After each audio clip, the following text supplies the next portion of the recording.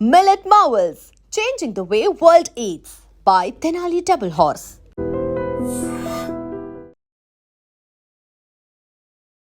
September 7, 2025 సంపూర్ణ చంద్రగ్రహణం సందర్భంగా ఏ నక్షత్రాల వారికి ఎలాంటి పరిహారాలు చేయాలి, ఎలాంటి కార్యక్రమాలు చేయాలి, ఎలాంటి పూజలు చేసుకోవాలి, ఏ రాశి వారికి ఫాలో అవ్వాల్సిన వారి విధి విధానం ఏంటి, ఈ అంశాలకు సంబంధించి మాట్లాడదాం. మనతో ఉన్నారు డాక్టర్ బ్రహ్మశ్రీ భార్గవ శర్మ గారు. ఆయనతో మాట్లాడదాం. గురుగారు నమస్కారం. శివాయ గురవే నమః. శివాయ గురవే నమః. సెప్టెంబర్ 7వ తారీఖున చంద్రగ్రహణం అంటున్నారు కదా, సో దీని ఇంపాక్ట్ ఎవరెవరి మీద, ఏ నక్షత్రం వారికి, ఏ రాశి వారికి ఎలా ఉండబోతుందో చెప్పండి. మామూలుగా ఏ సమయంలో ఏ నక్షత్రానికి ఏ రాశికి గ్రహణం పట్టినా కూడా పసిపిల్లలు, బాగా వృద్ధులు, బాలింతరాళ్ళు, అలాగే గర్భవతులు, వీళ్ళందరి మీద కూడా ఇంపాక్ట్ ఉంటుంది. అది ఏ రాశి వారికి ఏ నక్షత్రంలో గ్రహణం ఏర్పడినా కూడా వీళ్ళందరికీ ఇంపాక్ట్ ఉంటుంది.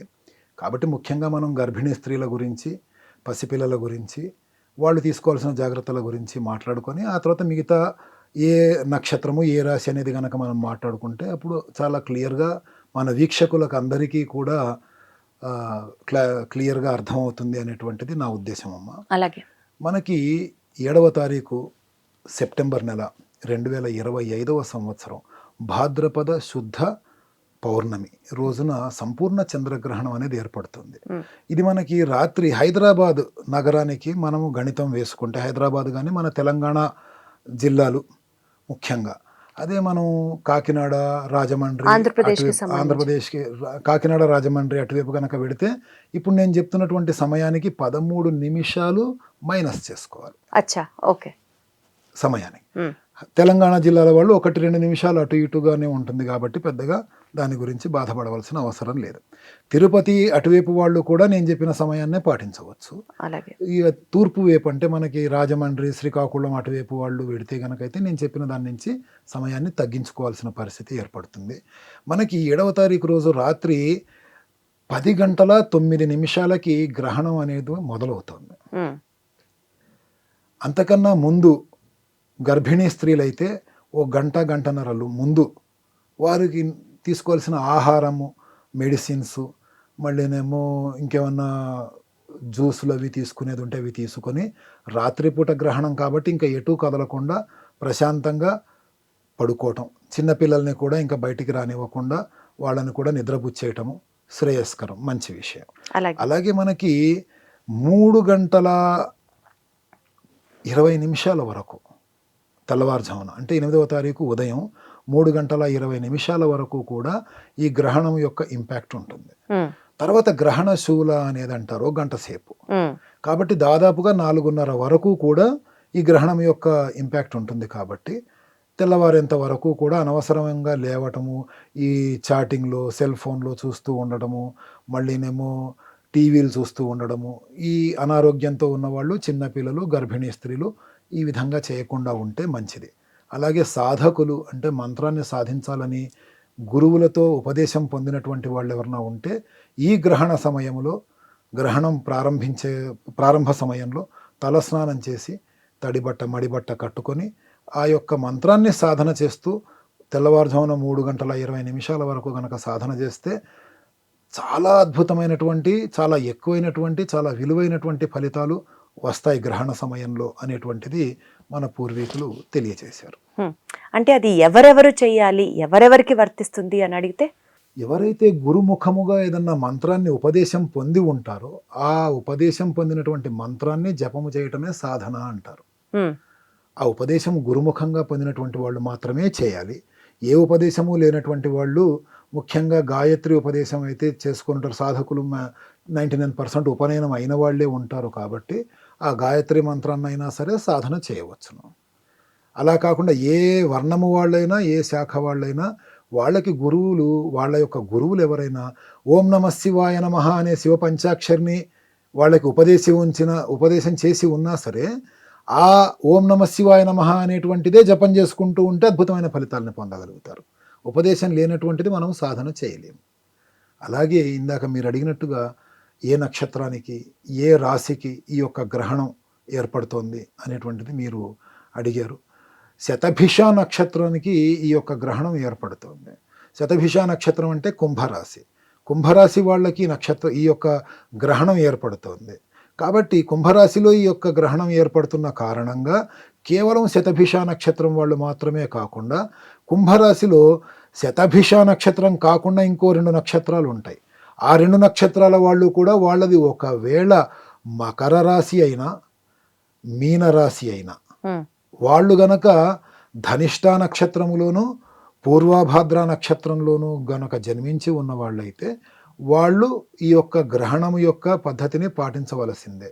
అంటే గ్రహణం పట్టినటువంటి సమయం నుంచి వీళ్ళు బయటకి కానీ ఓపెన్ ఏరియాల్లోకి కానీ చంద్రుణ్ణి చూడడం కానీ ఇలాంటివి చేయకుండా భగవంతుని ఆరాధన చేసుకుంటూ ఉండడం కానీ లేకపోతే ఏమీ చేయకుండా అలా ప్రశాంతంగా వాళ్ళు నిద్రపోవడానికి ప్రయత్నం చేయటం కానీ ఉత్తమమైనటువంటి విషయం. అలాగే అందరూ కూడా గర్భిణీ స్త్రీలు, బాలింతరాళ్ళు, అనారోగ్యంతో ఉన్నవాళ్ళు కాకుండా మిగతా వాళ్ళందరూ కూడా సాయంత్రం 7 గంటల లోపే వారి యొక్క అన్నపానీయాలన్నీ తీసుకోవాల్సిన ఆహారం అంతా తీసుకోవటం, ఆ తర్వాత 7-7:30 తర్వాత ఎటువంటి ఆహారాన్ని స్వీకరించకుండా ఉండటము అనేటువంటిది విధానం. అలాగే నెక్స్ట్ డే మార్నింగ్ 4:30 తర్వాత స్నానం చేసి దేవుడు ఇంట్లో ఉన్నటువంటి దేవతా గదిని శుభ్రం చేసుకొని ఇల్లంతా కూడా గోపంచకము కానీ గంగా జలము కానీ చల్లి శుభ్రమైనటువంటి బట్టలు ధరించి దేవతారాధనకి దీపారాధన చేసుకొని ఆ పూజ చేసుకొని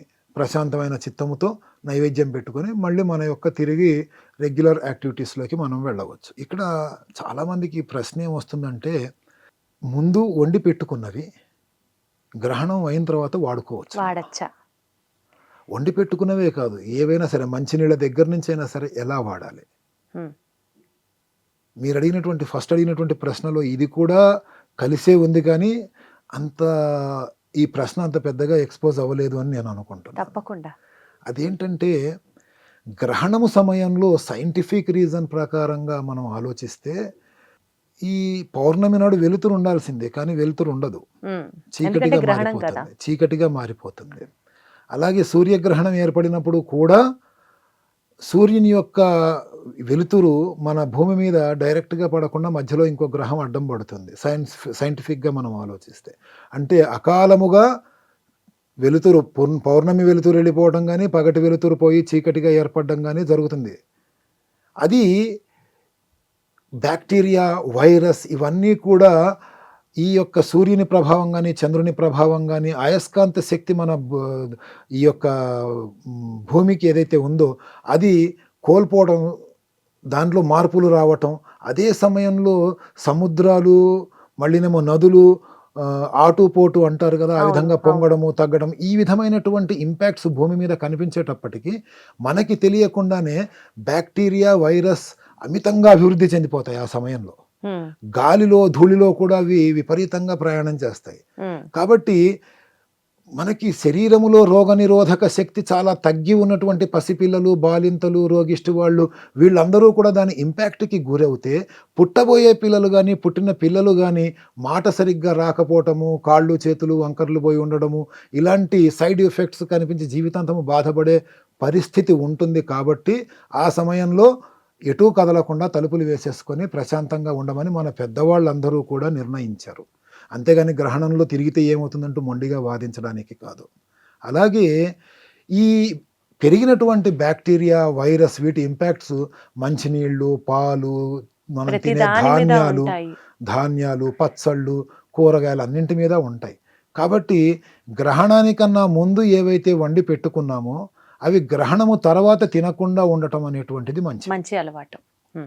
మరి మంచినీళ్ళు అవి ఎలాగా, వాటిని శుద్ధి చేయటం ఎలాగా? ఉప్పు, పప్పు, ఇంట్లో వండని బియ్యము, వాటికి ఆయుర్వేద శాస్త్రములో ఏ దానికి లేనంతటి గొప్ప విలువైనటువంటి వస్తువు ఒకటి ఉంది. దాన్ని దర్భ అని పిలుస్తారు. అది ఏ పూజా స్టోర్స్కి వెళ్ళినా సరే దొరుకుతుంది. అది దర్భ అని తెలియని వాళ్ళు గరిక అంటూ బయట దొరికిన గడ్డి గాదం పట్టుకొస్తారు. అది తప్పు.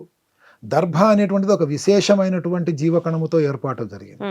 దాన్ని తీసుకొచ్చి ఎండిపోయినది, ఎండలో కాకుండా నీడలో ఆరబెట్టినటువంటి దర్భను తీసుకొచ్చి వాటిని ఆ వస్తువులు ఏవైతే ఉప్పు, పప్పు, చింతపండు, నీళ్లు, పైన వాటర్, ఓవర్ హెడ్ వాటర్ ట్యాంకులు, బావులు ఉంటాయో వాటిల్లో ఆ దర్భని కనుక వేసేస్తే దాంట్లో ఉండేటువంటి ఆ ప్రత్యేకమైనటువంటి జీవ కణము ఈ వండకుండా ఉన్నటువంటి పదార్థాలు పాడు కాకుండా అందులో ఉన్నటువంటి వైరస్ని అది నాశనం చేస్తుంది. అద్భుతం, అసలు అద్భుతం. న్యాచురల్గా అందరం ఫాలో అవ్వదగినవి మీరు చెప్పేవి. కాబట్టి ఈ విధమైనటువంటి దర్భను అన్నిట్లలోనూ వేసి చాలామంది ఏం చేస్తున్నారంటే అందులో వేస్తే మళ్ళీ వెతుక్కోవాల్సి వస్తుందేమోనని ఆ దర్భని చిన్న చిన్న ముక్కలుగా చేసి ఆ ఉప్పు డబ్బా మీద లేకపోతే ఆ బియ్యం డబ్బా మీద అలా పెడుతున్నారు. అలా కాదు, చిన్న ముక్కలు కాకపోతే పెద్ద ముక్కే వేయండి, మళ్ళీ చేతికి అందేటట్టుగా అందులో పడేయండి. ఒక్క రోజులో తీసేయచ్చు కదా. నెక్స్ట్ డే మళ్ళీ మనం చేయి పెట్టినప్పుడు ఒక రోజులో వెంటనే తీయాలనే రూల్ కూడా ఏం లేదమ్మా. మనం అది వాడుకునేటప్పుడు మన చేతికి తగిలితే అప్పుడు తీసి పక్కన పడేయచ్చు.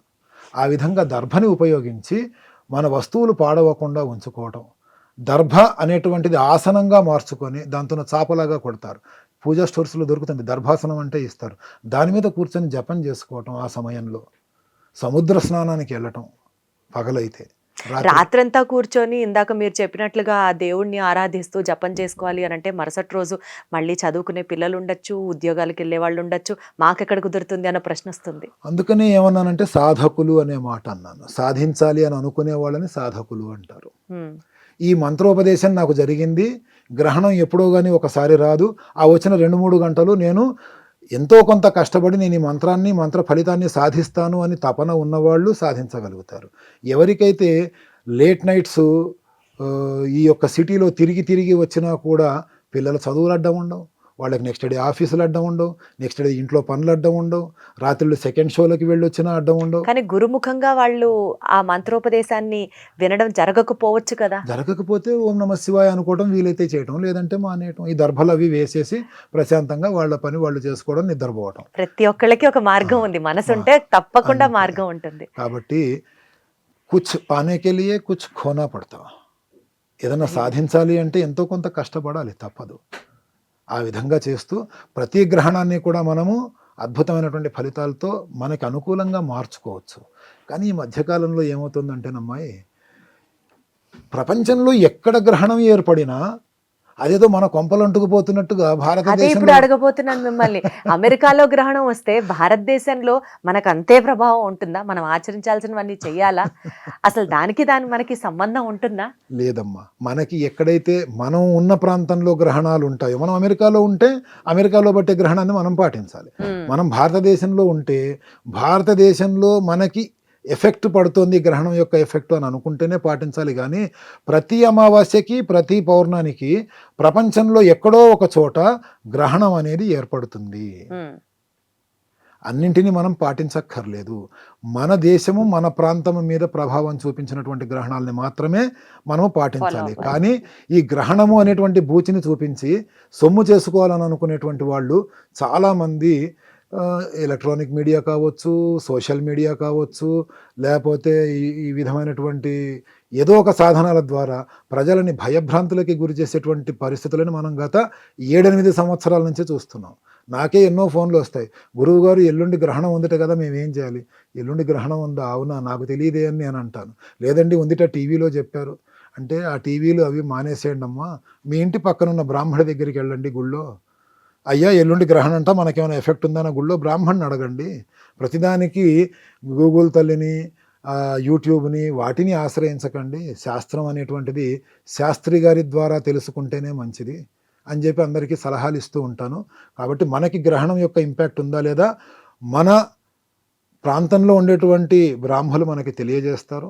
వాటిని తెలుసుకుంటూ మనం వాటిని పాటిస్తూ మంచి ఫలితాలని పొందగలం అనేటువంటి ఆశ.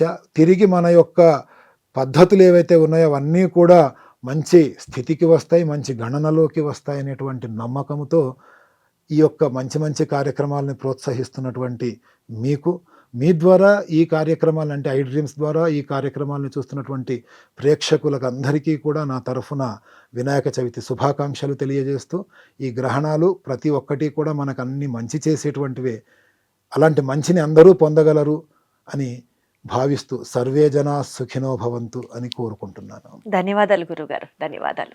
శివాయ గురవే నమః. శివాయ గురవే నమః. దీన్ని తవ్వండి, తవ్వుతున్న శివలింగం. పరమాత్మకు జీవా సరే దాన్ని అట్లా కప్పేసేయండి, చూపించదండి. Krishna is there. మూర్తి పూజ కాదు, సాక్షాత్ బ్రజేంద్ర నందన భగవాన్ ఉన్నారు మూర్తిలో. ఏమీ ఆశించకుండా ఆరాధించే వాళ్ళు కూడా ఉన్నారా ప్రభుజీ? నిజమైన భక్తి అంటే మనకు తెలియదు కాబట్టి